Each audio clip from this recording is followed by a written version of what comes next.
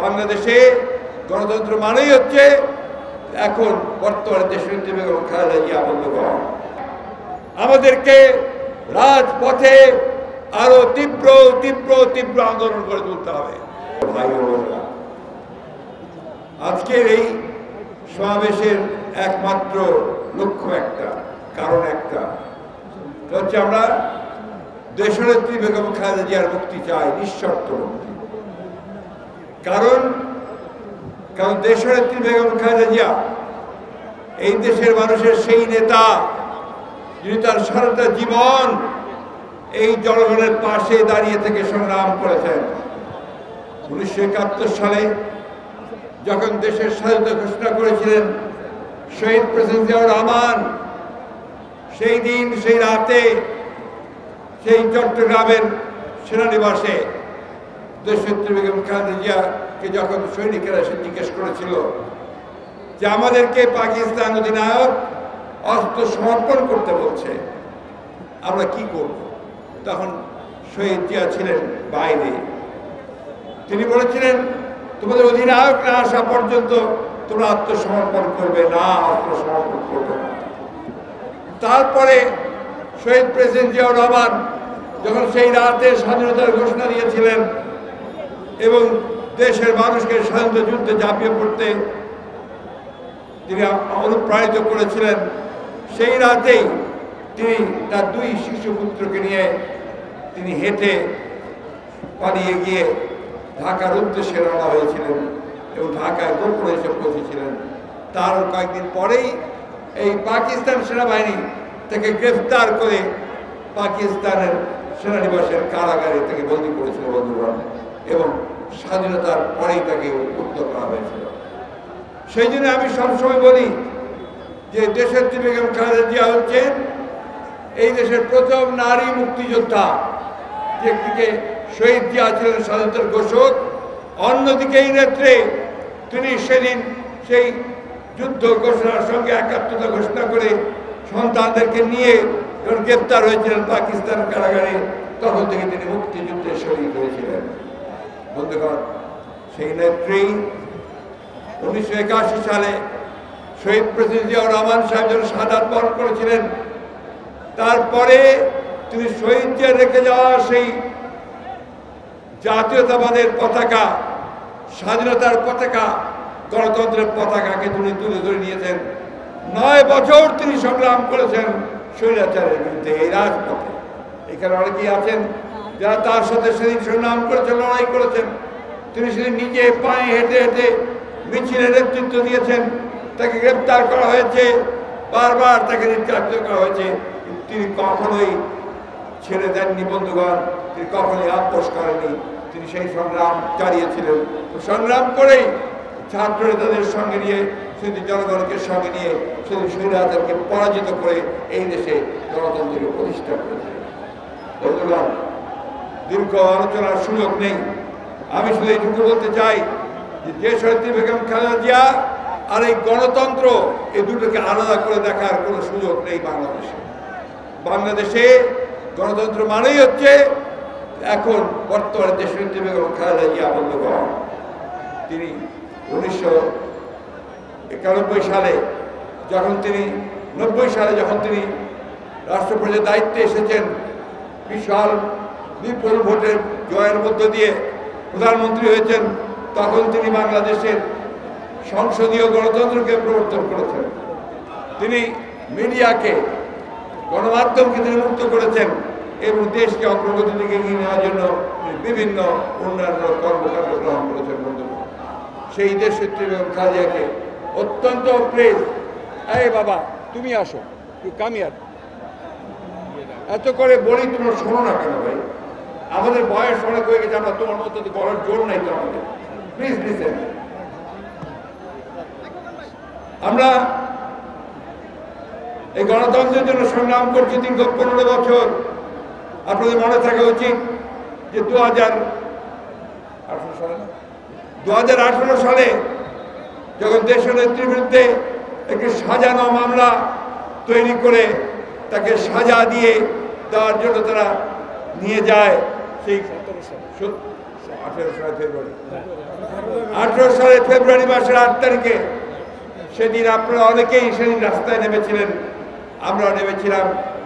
তার কয়েকদিন আগে তিনি বিএনপির অ্যানুয়াল জেনারেল মিটিংয়ে রামরেডির হোটেলে তিনি একটি ভাষণ দিয়েছিলেন। সেই ভাষণে তিনি পরিষ্কার করে বলেছিলেন যে আমি জানি আমাকে আপনাদের থেকে বিচ্ছিন্ন করবার ষড়যন্ত্র চলছে, আমাকে আটক করে রাখা হবে এবং গণতন্ত্র আন্দোলনকে স্থগিত করে দেওয়া হবে। আপনারা আমার কথা মনে রাখবেন যে আমি আপনাদেরকে সবসময় অনুরোধ করে যাচ্ছি যে আপনারা যে আন্দোলন থেকে পিছিয়ে যাবেন না, আপনারা রাজপথে নেমে আসবেন, আপনাদের গণতন্ত্রের যে অধিকারের যে আন্দোলন সেই আন্দোলনকে আপনারা অব্যাহত রাখবেন। বন্ধুগণ, সেই আন্দোলন এখনো চলছে। এই আন্দোলনের জন্য আপনারা অনেক ত্যাগ স্বীকার করেছেন। আমাদের 60 লক্ষ মানুষের বিরুদ্ধে মিথ্যা মামলা দেওয়া হয়েছে, আমাদের 700 বেশি মানুষকে গুম করে ফেলা হয়েছে, আমাদের প্রায় কয়েক হাজার মানুষকে হত্যা করা হয়েছে, এক্সট্রা জুডিশিয়াল কিলিং করা হয়েছে। আজকে প্রায় 4000 আমাদের নেতা কর্মীদেরকে মিথ্যা মামলায় সাজা দেওয়া হয়েছে। এখানে বসে আছে অনেকে যারা সাজাপ্রাপ্ত, সাইফুল ইসলাম নীরব সাহেব সহ অনেকেই আছেন যারা সাজাপ্রাপ্ত হয়েছে। আজকে আমাদের ইশরাক, ইঞ্জিনিয়ার ইশরাক এখন পর্যন্ত কারাগারে আটক হয়ে আছে। আমাদের অত্যন্ত প্রিয় নেতা আমাদের আব্দুল সালাম পিন্টু, তাকে আজকে 15 বছর 16 বছর ধরে কারাগারে মিথ্যা মামলা আটক করে রাখা হয়েছে। লুৎফুজ্জামান বাবরকে আটক করে রাখা হয়েছে। এখন ইনাম সহ আরো অনেক নেতাকে কারাগারে আটক করে রাখা হয়েছে। উদ্দেশ্য একটাই বন্ধুগণ, উদ্দেশ্য হচ্ছে যে বাংলাদেশের গণতান্ত্রিককামী মানুষ, গণতান্ত্রিককামী তরুণ যুবক, তাদেরকে গ্রেফতার করে আটক করে তাদেরকে নির্যাতন করে গুম করে দিয়ে এই দেশে গণতন্ত্রকে চিরদিনের জন্য নির্বাসিত করা, এবং করেছেও তারা তাই। আজকে দেখুন কি গোটা দেশের দিকে তাকিয়ে দেখুন, 3টা নির্বাচন হয়ে গেছে। প্রত্যেকটি নির্বাচনেই তারা তাদের দলকে ক্ষমতা নিয়ে আসার জন্য অনেক কৌশল করেছে। নির্বাচনী ব্যবস্থাকে ধ্বংস করে দিয়ে তারা একদলীয় একতরফা নির্বাচন করার ব্যবস্থা করেছে।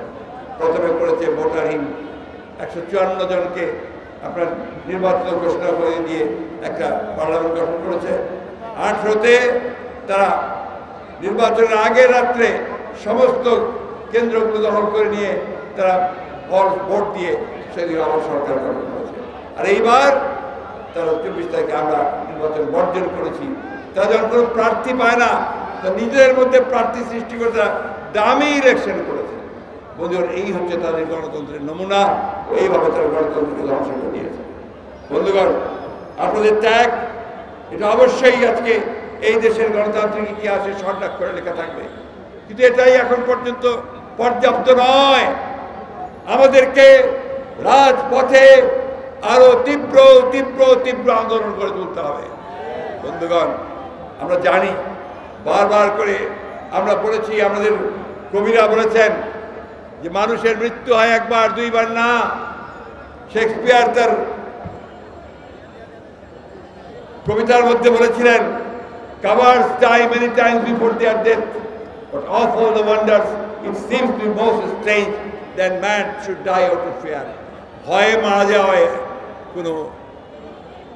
কোনো পৌরুষ নেই। ভয়ে মারা যাওয়ার চাইতে আসলে সাহস করে প্রতিরোধ করে তোলাই হচ্ছে একমাত্র কাজ। বন্ধুগণ, আজকে বারবার আমাদের কথা বলতে হচ্ছে এই জন্যে যে আজকে এই পরিবর্তন যে নিয়ে আসে, এই পরিবর্তন কিন্তু শুধুমাত্র আমাদের মতো বয়সী লোকজনদের দিয়ে আসে না, পরিবর্তন আসে তরুণ যুবক শ্রেণীদের মাধ্যমে। তাই আজকে আবারও বলতে চাই যে আজকে এই সরকার এই দেশকে ধ্বংস করে দিয়েছে। এই আমেরিকার সরকার একটা দখলদারি সরকার। এরা কর্মতী জনগণের কোনো ম্যান্ডেট পায়নি। তারা একদিকে বাংলাদেশের রাজনৈতিক কাঠামো ধ্বংস করেছে, অন্যদিকে তারা অর্থনৈতিক কাঠামোকে ধ্বংস করে দিয়েছে। এই যে আমার অনেক ভাই আজকে রিক্সার উপরে দাঁড়িয়ে আছেন, এরা এখন 3 বেলার খেতে পান না ঠিক মতো। প্রতিদিন তাদের ঘরে যে খাবার নিয়ে যেতে হয়, সেই খাবার থেকে অপর্যাপ্ত খাবার, তারা তেল, লবণ, চাল, ডাল কিনতে তারা হিমশিম খেয়ে যাচ্ছেন। ভয়ঙ্করভাবে সেই মুদ্রাস্ফীতি হয়েছে, জিনিসপত্রের দাম বেড়ে গেছে। কেউ চিকিৎসা পায় না, শিক্ষার ব্যবস্থা ধ্বংসের দিকে নিয়ে গেছে। আজকে অর্থনীতিকে ব্যাংকগুলোকে লুটপাট করে তারা আজকে বিদেশে টাকা পাচার করে দিচ্ছে। তার প্রতিদিন খবর কাগজে আপনারা দেখছেন তাদের সরকারি কর্মকর্তারা এখন বের হয়ে আসছে। সেনাবাহিনীর সাবেক প্রধান আমরা চিন্তা করতে পারি না।